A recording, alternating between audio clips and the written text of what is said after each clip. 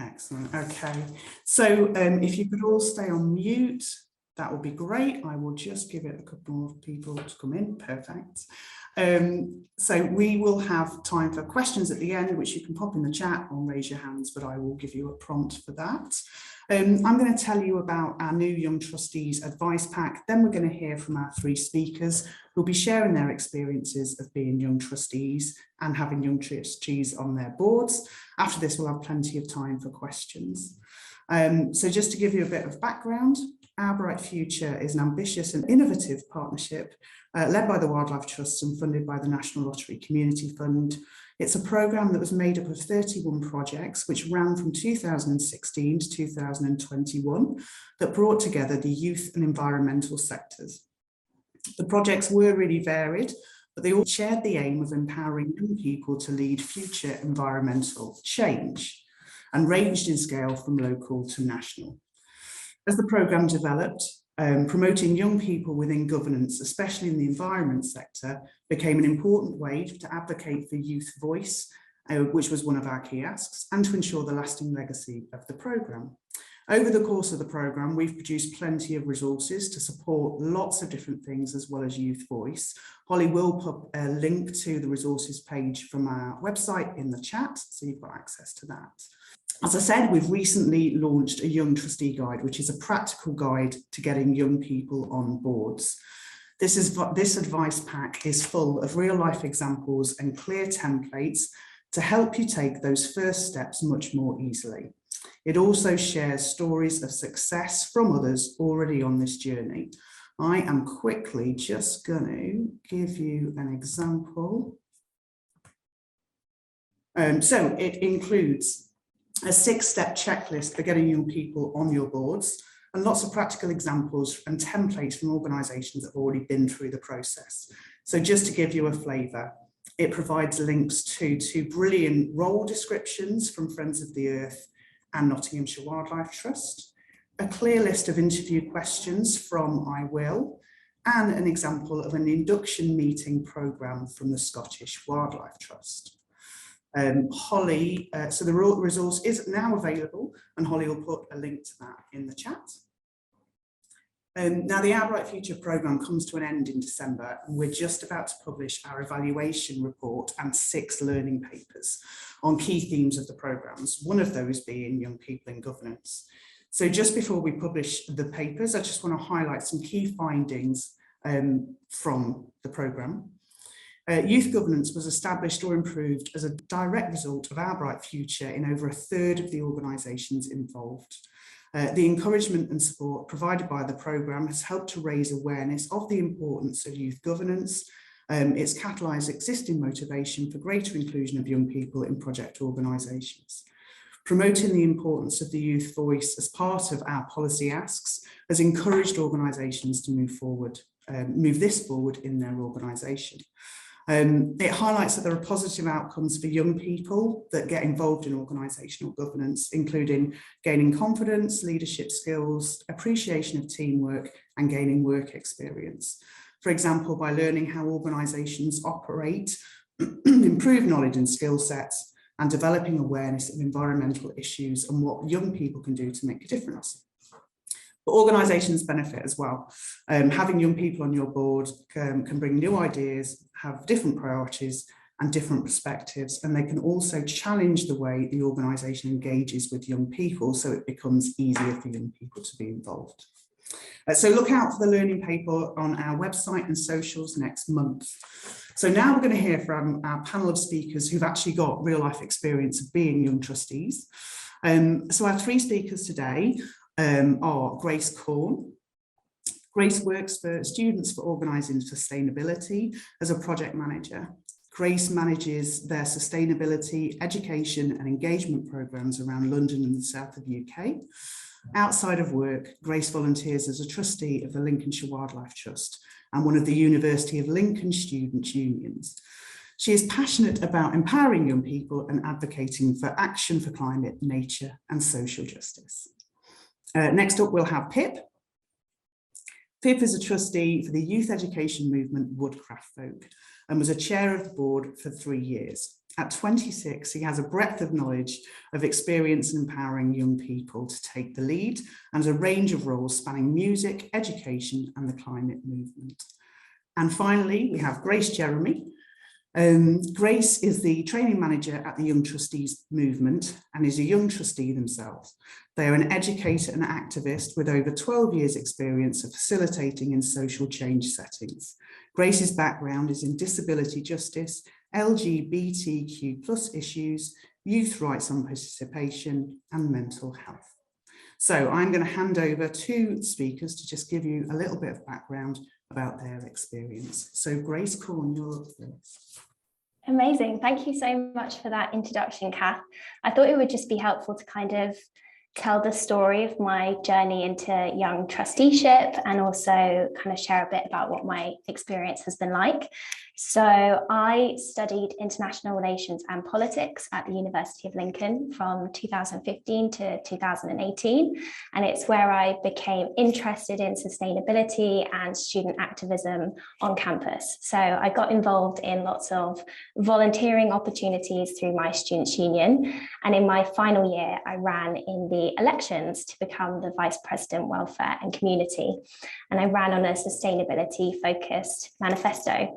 And as VP, I became a sabbatical trustee of the union. And this was my first experience of being on a board. And it wasn't something I was even really aware of when I was running in the elections, but it became a huge part of my role. Due to the nature of an SU board, having new sabbatical trustees every year, I received lots of support and training from SU staff and the rest of the board on understanding the role of a trustee and good governance and developing and overseeing organisational strategy. So it was a really, really great start. And when I concluded my year as VP and handed over to the next person, I was really sad to be stepping down because I'd learned so much and really enjoyed my role as a trustee. I then started my current job, which I'm doing now, as a project manager for the newly established education charity Students Organising for Sustainability UK, or SOS UK for short, because it's a bit of a mouthful. It was formerly the Sustainability Department of the National Union of Students. And I moved down from Lincoln to London, which is where I live now. And that's when the first lockdown hit, and my extroverted self was really looking for ways to keep connecting with people and volunteering online. And I saw that the Lincolnshire Wildlife Trust was recruiting for trustees. And I'd worked with the Lincolnshire Wildlife Trust before when I was an officer at Lincoln on some on-campus events. And I thought perhaps I could offer a fresh perspective as someone who'd lived in Lincolnshire as a student and was now pursuing a career in youth engagement and sustainability. So I thought, you know what, I'll go for it and see what comes of it. So I applied, and then I was successful and joined the board in October of 2020. And my experience on the Lincolnshire Wildlife Trust board has been really different. Pretty much all of our meetings have been online, and it's been more difficult to kind of get to know the other members of the board. And the composition of the board is very different, as it's mostly made up of retired people who are very experienced, having been involved in the trust in various ways for many, many years. So initially, I really felt like an outsider, and imposter syndrome was definitely rearing its ugly head during those kind of first few weeks. But through a really comprehensive induction process and the friendly, welcoming nature of the other trustees, I feel like I've found my feet now, and I'm able to offer my perspective and ideas in board meetings and subgroups. And I also feel that just by being in the room, even if it's a virtual online room, board conversations are a bit different, and I both ask and answer questions that perhaps wouldn't be asked or answered ordinarily. And then a few months later, in May 2021, the chief exec of Lincoln SU asked me if I'd return to the board as an external trustee for sustainability. So I agreed, and I'm now working to bring the experience I've gained in the last 3 years in sustainability and trusteeship to this new role. My reflections are definitely that there are challenges when volunteering as a young trustee. For example, I'm in quite a different living situation to a lot of other board members, as I work full-time in a different city, but the boards that I'm part of have done a lot to make being a trustee accessible, from covering travel and accommodation costs to meeting online at preferable times. And my employer has also been very supportive, which really, really helps. So allowing me to use volunteering days and working flexibly around my trustee commitments. And that all makes a real difference.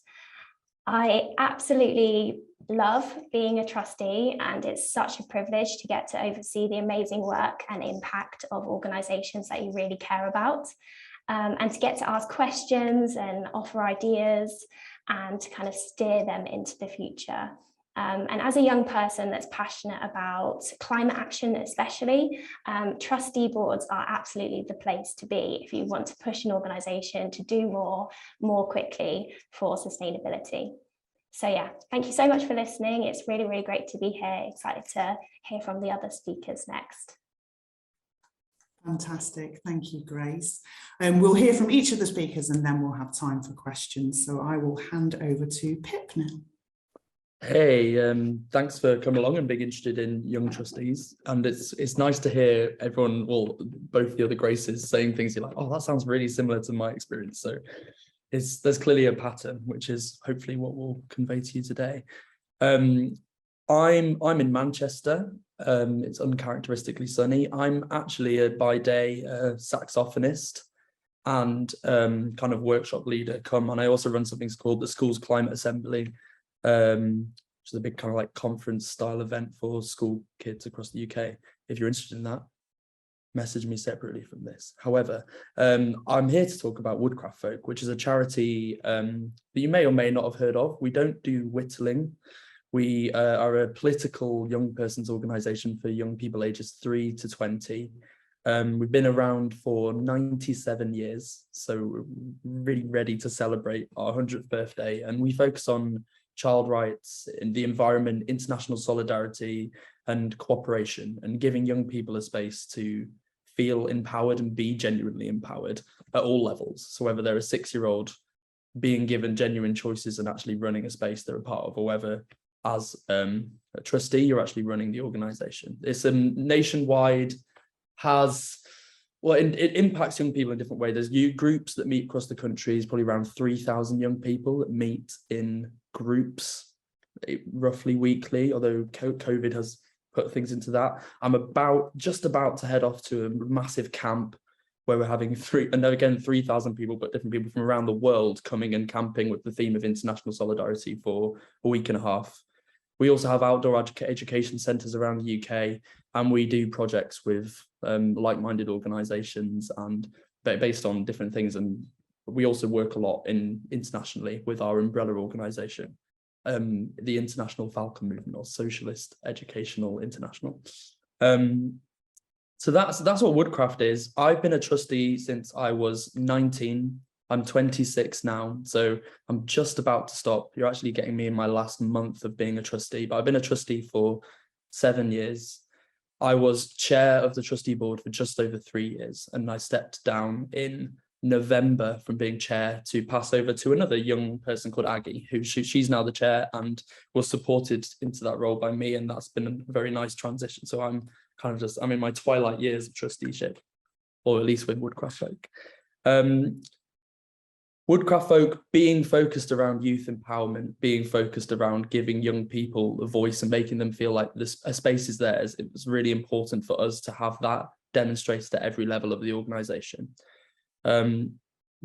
Throughout my trusteeship, around 50% of the trustees that we have been under the age of 25.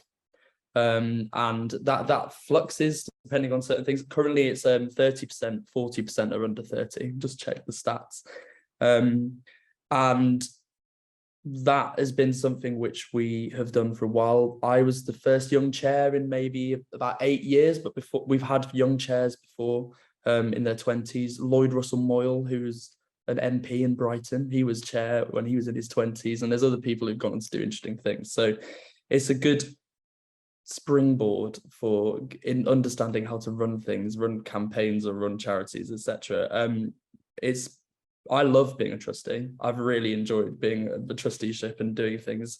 And also the challenges that come with that in running a trustee board, which is accessible to young people who, when I started being a trustee, I didn't know I was going to be a trustee, actually. I thought, because we call our trustee board general counsel, I just knew I was becoming a person of general counsel. Like, now you're a trustee and a director of a company. It's like, okay. Don't know what that means, but lots of people, and it's not just young people, don't know what being a trustee entails or what it is, but it doesn't mean they wouldn't make a good leader or have good ideas on how to strategize and look after an organization that you care about. And I think part of the big learning and the best thing for me to impart on you from my experience is about making sure you do that in a way which is different. People have an idea of what trustee board meetings are, but I think it's defined slightly by the traditional idea of what a trustee is. So that old, maybe boring, and just kind of going through budgets. That's the stereotype, isn't it? To get young people onto our board, we have, the focus on youth empowerment before that stage is really important. Giving young people the opportunity to have leadership and feel like they can do that has to happen before you offer them a place on your trustee board. You need to have structures in place throughout your organization where they lead up to that. So for us, the 16 to 20 contingent of Woodcraft Folk operates almost entirely autonomously. They run their own events, they manage their own safeguarding, everything like that. And we provide as much support as we can when they need it, but also give them the opportunity to do that on their own. They manage their own budgets, they manage their own everything.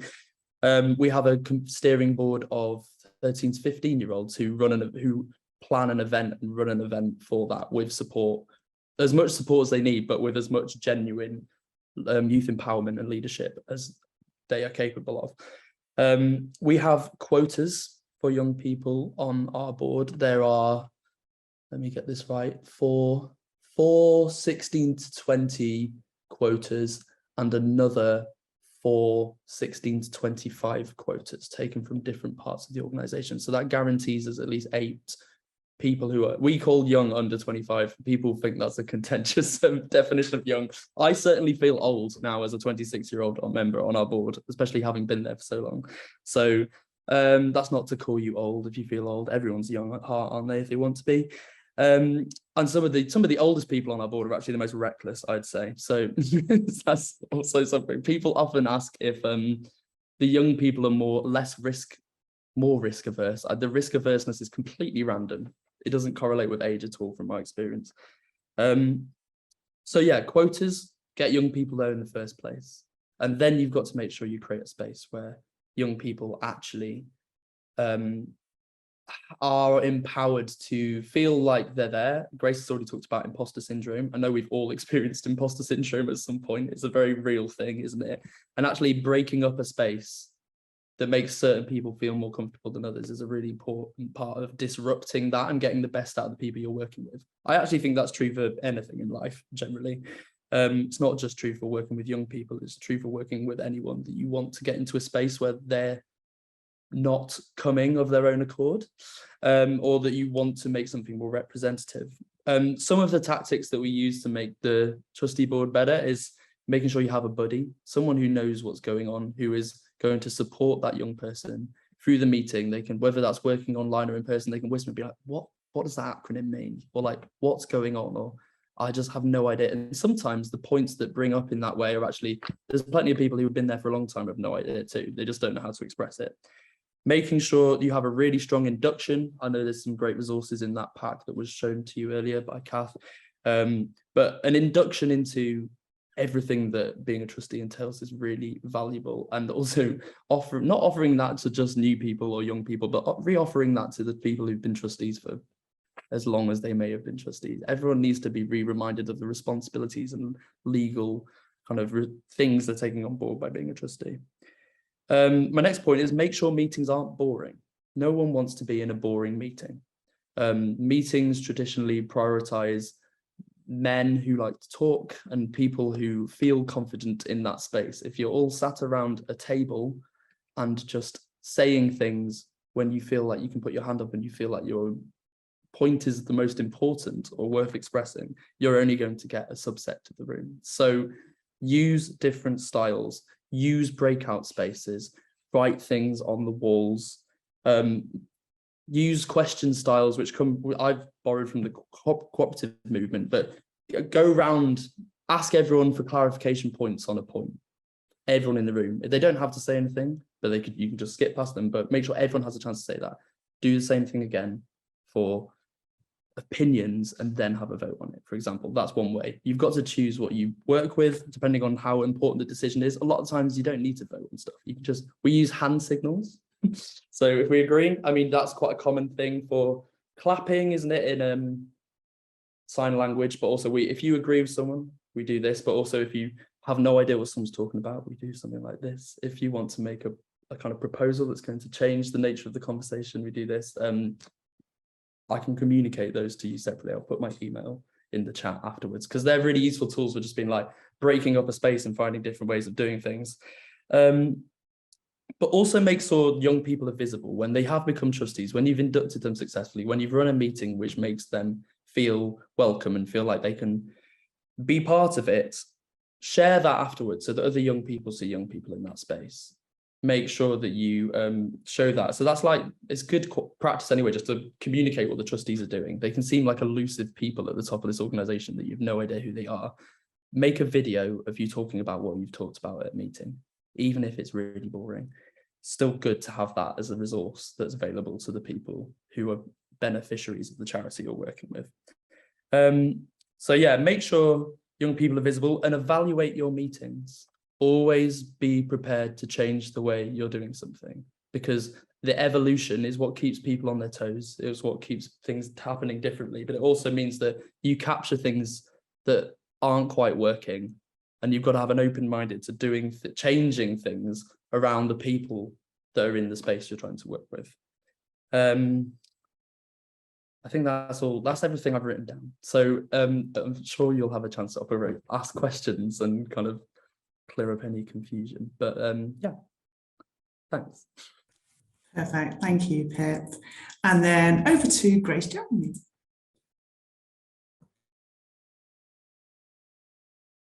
Help us if I unmute myself. Thanks, Pip and Grace, for sharing those things. I think we do have a lot of similar themes, and I've been like scribbling down little alterations as I go so that I can try and like build on what you've been sharing. I'm Grace, the other Grace. I'm in Coventry. I'm a many plates spinning at once sort of person. So I'm the training manager at Young Trustees Movement. I'm a young trustee. And I also do a lot of sort of general accessibility and inclusion consultation style work and youth development work too. So I'll be kind of speaking from those three different aspects in relation to hiring young trustees and also just diversifying governance. So being training manager at Young Trustees Movement is like my day job, but obviously it's also something that's very much aligned with what I care about in terms of my personal values. If you're not familiar with us, our whole aim at Young Trustees Movement is to get more young people involved in governance and appointed as trustees, as well as diversifying trusteeship in general. We're all about like intergenerational and intersectional approaches to like changing the face of governance. I also just want to highlight, like, we use the term young trustee a lot. It's literally in our company name. It's a term we use to mean any trustee aged 30 or under. And I just want to clarify, like, we use that term not because we think that young trustees are a different type of trustee or any more or less capable than any other trustee. It's simply a term we use to highlight the disparity that 97% of trustees are aged over 30. So like, shout out to Pip's organization for having much better stats than that. And like, obviously we know the diversity problem in governance goes way beyond age, that generally people with less privilege are less represented in governance, and that's a big issue. It's a big issue for those underrepresented people because it means they're not getting their voices heard.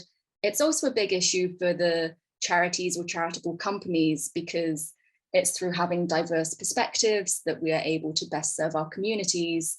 And if we want diverse perspectives, we need diverse governance. And these are the sort of imbalances that we try to tackle at Young Trustees Movement. Our work takes a multi-pronged approach, and I will just paste us into the chat so you can access our free trainings and resources. But we do sort of general public campaigning and information giving. We do work to empower young people and upskill them so that they are able to apply to and take up trustee appointments with confidence. But also, as has been alluded to, a lot of our work is with existing boards and trustees, because it's not enough to simply appoint a young trustee or appoint a diverse board. We need to be able to thrive in those spaces. And it's quite easy for boards to get stuck in a rut of doing things the way that they've always been done. But this means that the culture of the board might be exclusionary, working practices might be inaccessible, or you might even be like perpetuating oppressions that marginalized or underrepresented people experience in the wider world. And sometimes these issues can be resolved really easily. Like, there are tons of quick fixes to improve board culture, and some of those are highlighted in the resource that we're talking about today. Sometimes it does take longer work. Sometimes there are things that should be done before you even appoint new trustees. So I spend a lot of time actually supporting existing trustees and boards to reflect on their governance cultures in like a very compassionate way, and helping them figure out where to start when it comes to creating meaningful change to not just diversify their boards, but to make their boards a place where anyone of any identity can thrive. Which I think is a good segue into my personal experience as a young trustee. I've been a young trustee twice. I was first a young trustee when I was 18 or 19, and quite honestly, it was a terrible time. I didn't stick around for long. I was appointed because of my lived experience, which isn't an issue in itself. I actually think more organizations should, look beyond professional experience.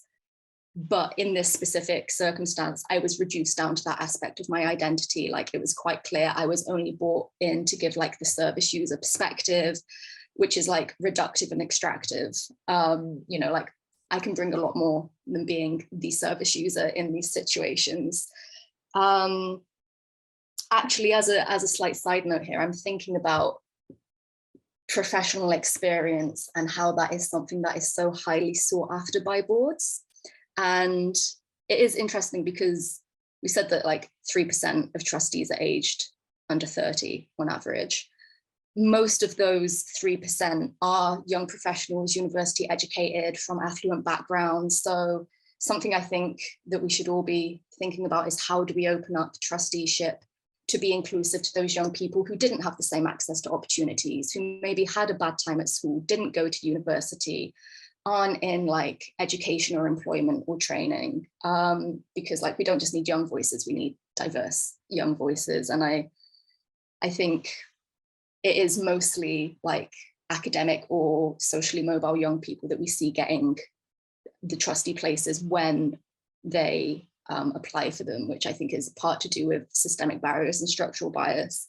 But also there are probably things that we could all be thinking about, how we make that process more accessible and change attitudes around that, because I think that's a particularly big missing demographic in young trusteeship. But anyway, I digress. My brain does this. My first experience of being a trustee was good because they didn't just want professional experience, but bad because that's all that I was reduced down to.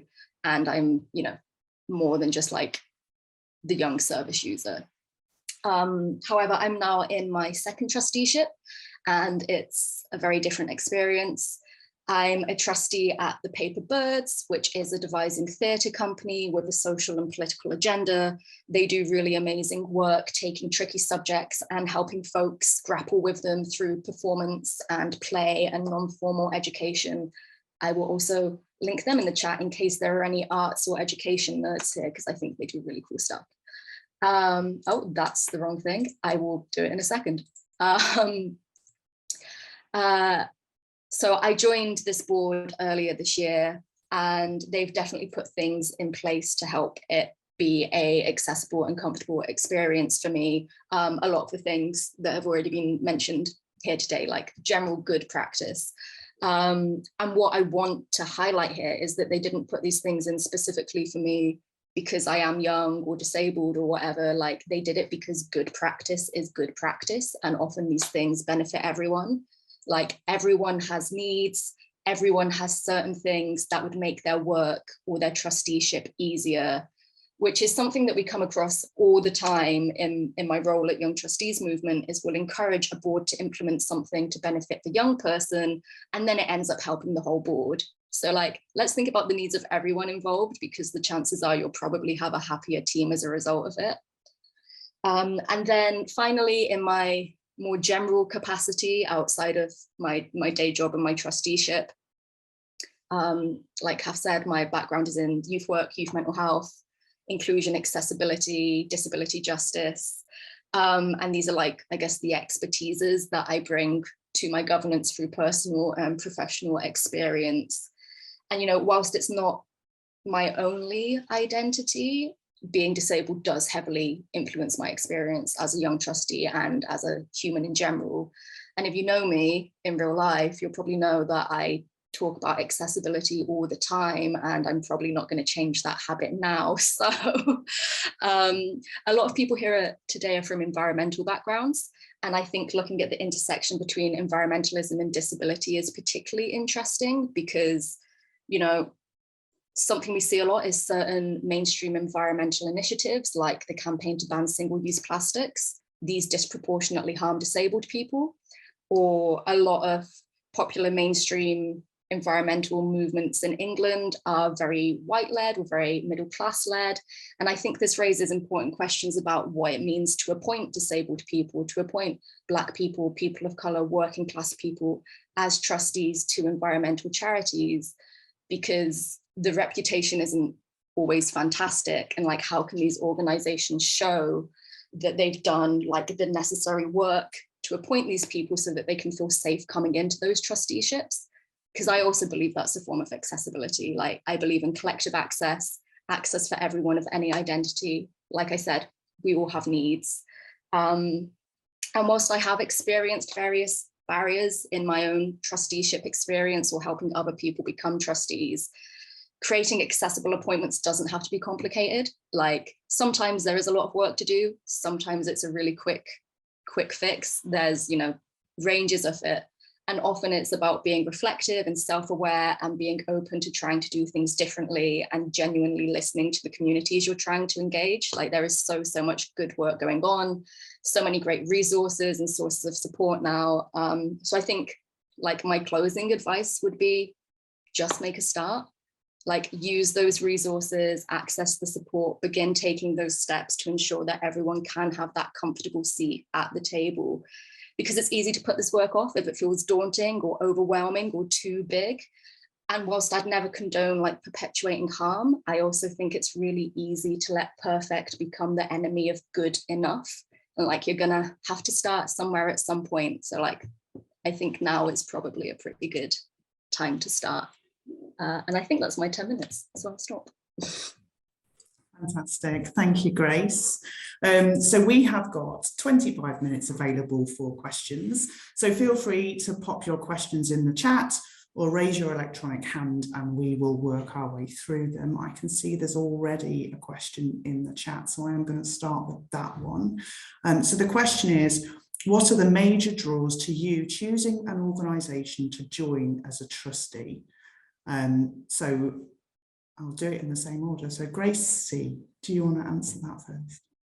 Yeah, sure. It's a tricky question because I imagine it's different for every person. But for me, it's having a strong connection to the organisation and a sense of kind of ownership or identifying with the work or the mission makes being a trustee like an attractive proposition.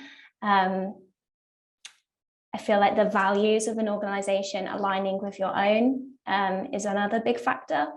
I think those were probably the main draws for me. I'll hand over to Pip.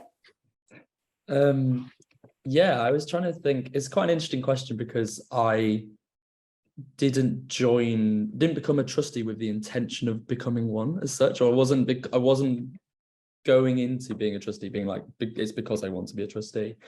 I guess it's similar to what Grace said in that the draws for me were that I had, from the age of 6 to 19, I'd been in this organization for 13 years and had loads of amazing experiences in it and wanted to continue that and kind of support and give back. And actually, because the structures were already there in place for me to be leading things, and I was the treasurer of the youth movement when I got elected as one of the quota parts into the trustee board and started doing that. And suddenly I just find the kind of suddenly being all these difficult situations, like you're suddenly managing the finances of a whole organization, and that I find that really fascinating, the kind of talks and the ideological decisions you've got to make along the way to kind of solve those, is what drew me to being generally a trustee, and what maybe is what kept me here for so long. And because I enjoy it, to answer your question, I'm thinking the value of my trusteeship for Woodcraft Folk is my lived experience of it. And that's the same with all the other young people. They know how the organization works best because they've been at the heart of it and they've been there doing that. And I was trying to think, what other organizations would I want to be a trustee of? I think maybe the other things I do in my life are like, I run a street band for a charity in Morecambe and those kind of things, those kind of niche things you like. That I think that's really important in the world. People who perform music in the street, everyone loves it when they see it, and actually it's just such a great thing to create that space where anyone could come along and be part of that. So that's the kind of things that draw me to being a trustee, is just caring a lot. I think is probably my answer. Yeah, like similar things. So interest, values, like my current trusteeship is with a theatre company.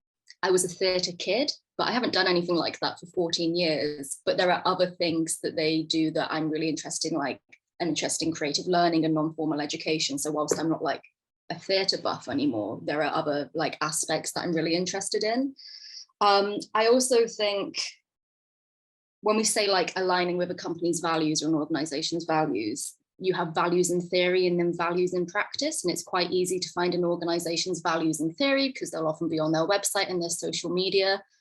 I think a test for me of like values and practices at the various trusteeships I've looked at before going for this one, I would look at the application process and be like, is this a process that I actually think reflects the values that this organization is saying? Like, do they offer adaptations? Are there like different points of entry? And I think that's not necessarily what would draw me to an organization, but is what would help make up my mind about whether I went through the application or not.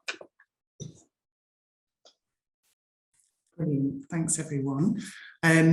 While we're waiting to see if anybody's got any more questions, I'm going to ask a question. Did you face any barriers in your trustee roles? And if so, how did you overcome them? Feel free to dive in if you've got any, rather than me asking you to find barriers. Go on, Pip. I guess so.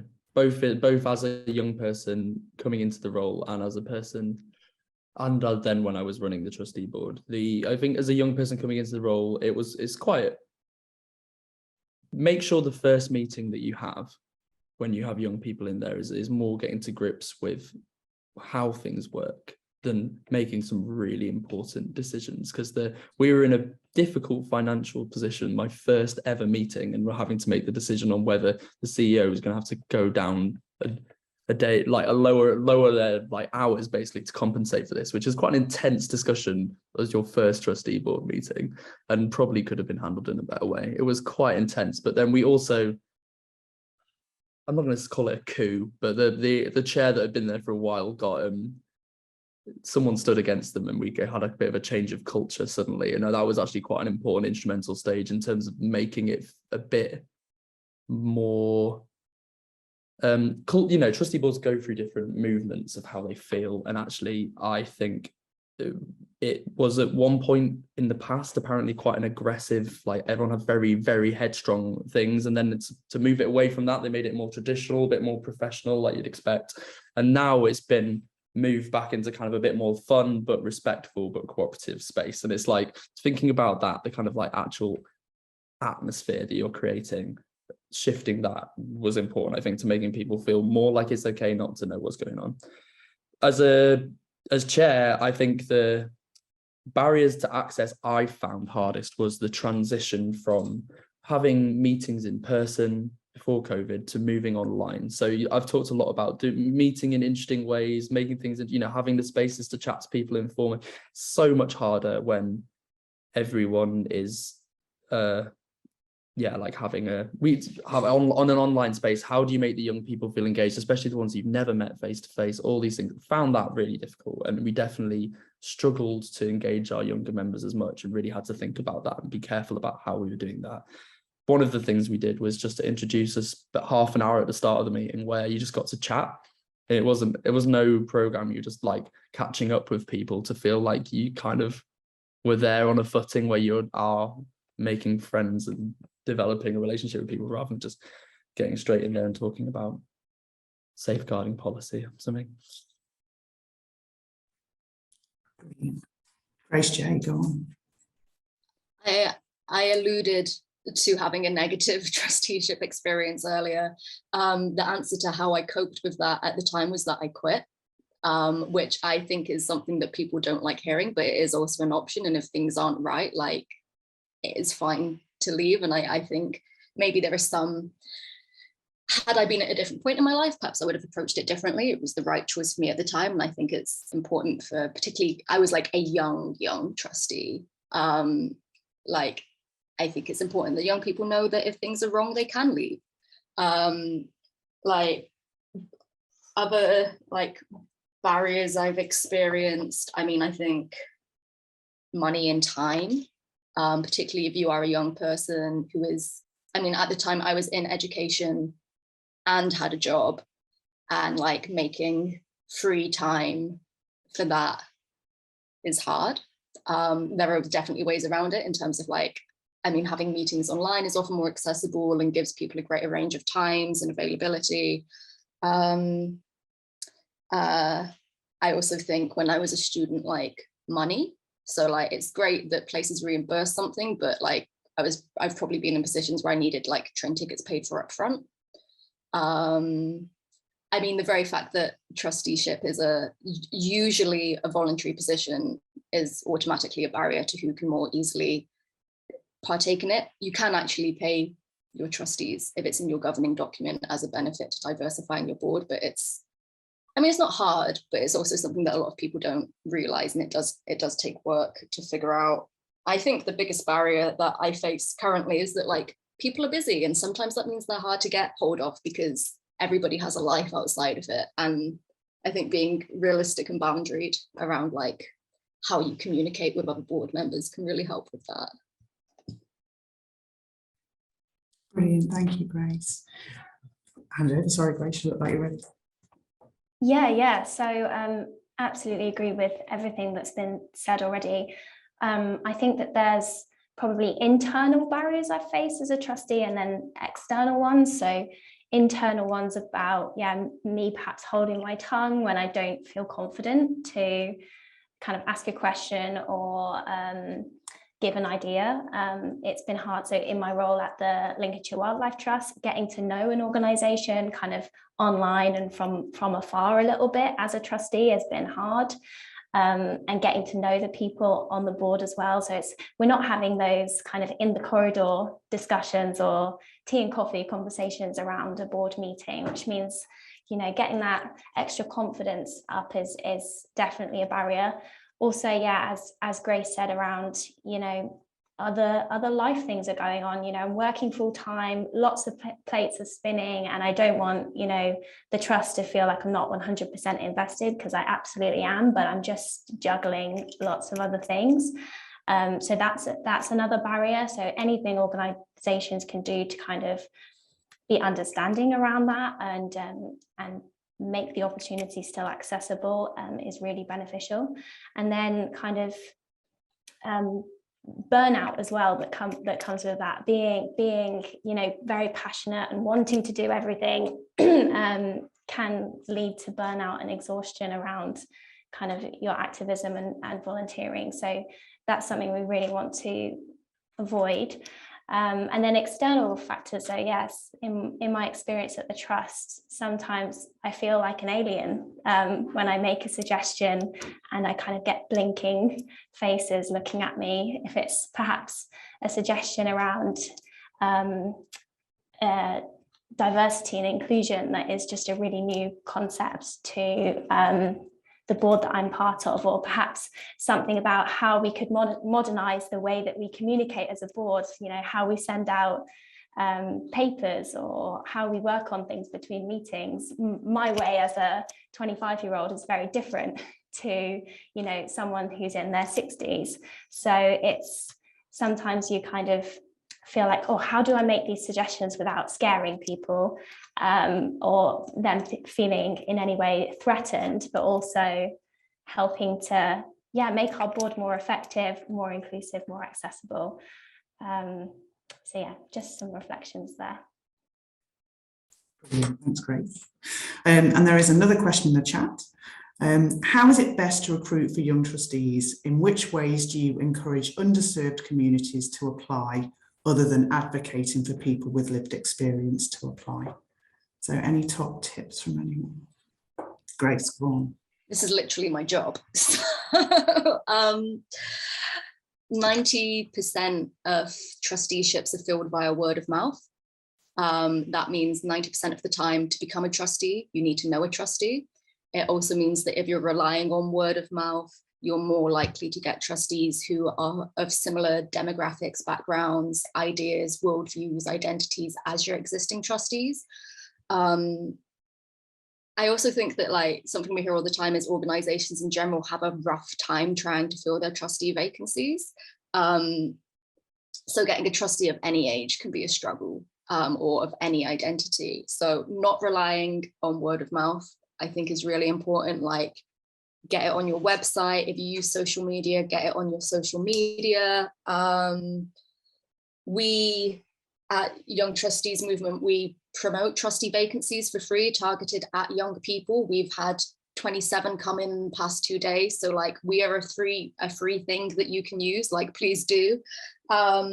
We have a recruitment checklist. There's stuff about recruitment in the Our Bright Futures resource that we're promoting today. And like, all of that advice is really, really stellar advice. Like, and like I said, none of it's particularly like rocket science, but it's stuff that is so easy to miss if you don't have like the time to think about it. And let's face it, most trustees are pretty time poor. I know you've put below, like, other than advocating for people with lived experience to apply in your question, I would still really say, like, we actively encourage applications from X, Y, and Z people, or have a specific young trustee space that is completely marketed at and guided towards young trustees. Make it clear, like, what support you can offer. Like, a lot of young people wouldn't have necessarily considered trusteeship or really understand what it means, and like, the legal responsibilities and liabilities can be really scary. So having some resource around that to like reassure people. Something that I think is very effective is using local organizations or services that specifically target or support the audiences you're looking for. Like, they can help get the word of mouth out for you. And then just like creative and varied ways to apply, because a young person isn't necessarily going to have a long CV or be great at writing a cover letter. But if you say, like, let's have a 30-minute chat, that is a space in which that person could shine in a way that maybe they wouldn't on paper. Those would be some of my tips. I was thinking about this. Yeah, you said, so our trustees are elected, which makes it quite interesting. Where the elected often from almost everyone who is a trustee for Woodcraft Oak has lived experience of working within the organisation, either as a volunteer or a beneficiary. But that's what comes from being in a membership organisation, I think, and people feel very passionately about how it works. The quotas that we have are what ensure that there is youth voice on it, but that's a really important part of making sure we stay focused on that being the thing that the organisation is mainly working towards. And actually, if young people don't stand in those places stay empty. We don't fill them with people who are older. So that's a really, we're like, oh, we need to find a young person to fill this space. But I think the most important thing for this question is I think this applies to all underserved communities, is you got to create spaces in your organisation where those people feel welcome and able to engage first, because they're not going to come in and engage at a trustee level without having an invested interest in how the rest of it works. So for young people in our organisation, that's having the structures where young people take on positions of responsibility early on and are supported to do that relevant to their age at that point, to the point where they go, and well, if you've got the time, would you like to be interested in being involved in this kind of all age group, which are helping to strategize and scrutinize our organization?